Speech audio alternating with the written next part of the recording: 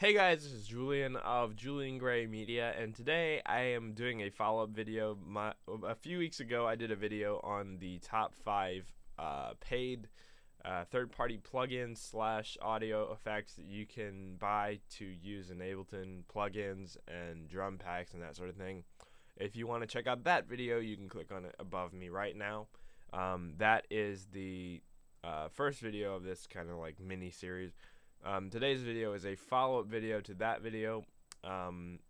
Today I'm going over the top 3 free audio utilities that you can download for any of your DAWs. Some may not be Mac compatible, but I am pretty sure that all of these utilities are. So as you can see, we're in Ableton here. The first utility I want to cover is Flux's Stereo Tool version 3. Flux has a lot of free utilities, but this one really stands out to me as one of the best. I use this on almost every track, and it's a completely free utility. I will put the Flux website and the website link to this plugin in the description below. I will link all the plugins I use in the description below as well. So in this plugin, as you can see, it is a stereo analyzer slash panning utility. You can mess with the input gain on each side, the right and the left. You can invert the phase of each channel, right and left.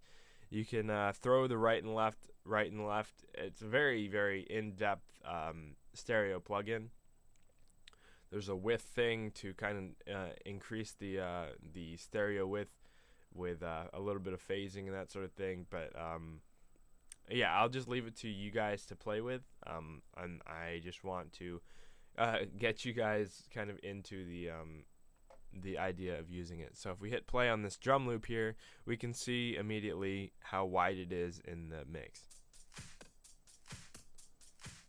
So as you can see, it's hitting a little bit wide. If we wanted to exaggerate it, we can throw a stereo widener on it with Imager here. Let's put it beforehand so we can see the effect as we move it.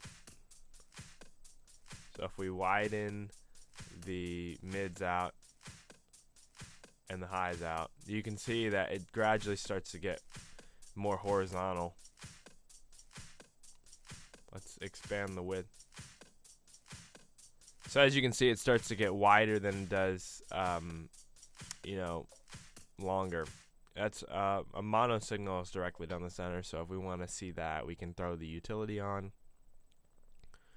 and decrease the width to 0, and then we get a mono signal. And you can see that here.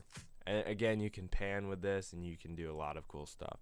But that's the first plugin of today, Flux's Stereo Tool 3. I really highly recommend it, and it's definitely a good plugin. The second plugin we have today is Xfer Records. They are the makers of Serum. They have a lot of free tools on their website. It's really cool. My personal favorite is the 8-bit shaper, and this is one of their older plugins, but I still tend to use it from time to time, and I've actually used it on one of my recent tracks on my upcoming album. When my album is out, I will definitely link it above me, but it is currently in the works. So here's the 8-bit shaper. It kind of lets you destroy the sound according to an X and Y pad.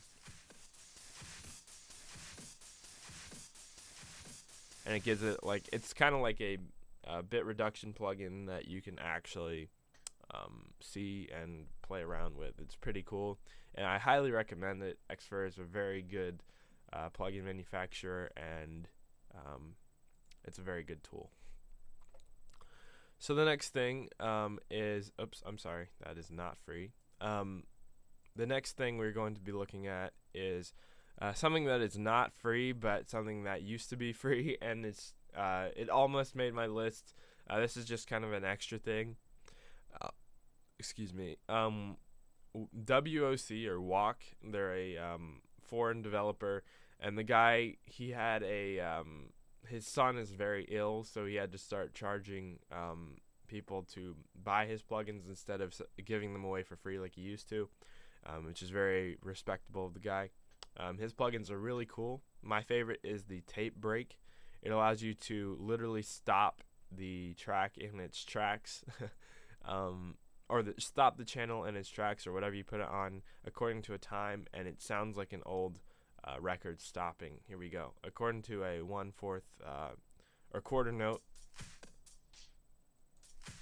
Let's make it a half note. Let's make it a whole note. And again, you can see the practicality in this. It's a very easy way to make tape breaking effects and tape stop effects. So that's all we have for Ableton. Let's hop over to Google for a moment. The last utility I have for this video is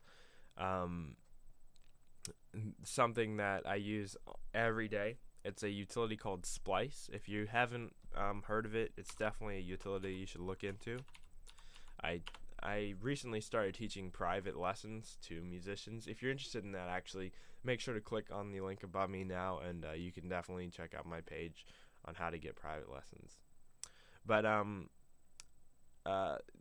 always tell my students, and I use it every day myself and my colleagues, I tell them about it.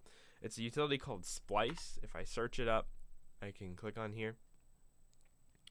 Now, Splice is a utility that lets you essentially save every project you make into a cloud utility, and then once you save it, as you see right here, the program runs in the background, and whenever you save a project to the Splice folder, it'll upload all of the files to the Splice website.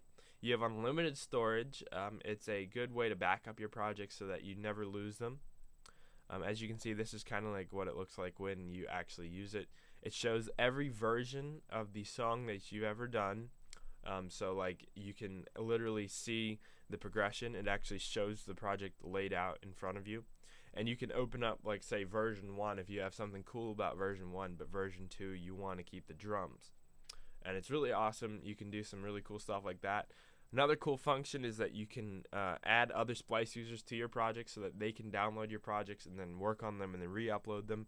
And there's like a really cool collaborative function about it in that sense. It's very cool. And yeah, it's a very cool utility. You just install it on your machine, save something to the folder, and then it starts uploading every time you save it. And then you have unlimited backups, you have unlimited storage, and you have, you know, endless options to collaborate and to you know, save your projects. I find a really cool functionality for this is saving it on my main computer, and then if I have to go, I can grab my MacBook and then open up the project that I made on my desktop on my MacBook. It's pretty cool in that sense. So it's definitely something you should check out. Make sure to check out the links to all these plugins in the description below. If you liked the video, give it a like. If you didn't, give it a dislike, and let me know why you liked it or disliked it in the comments below.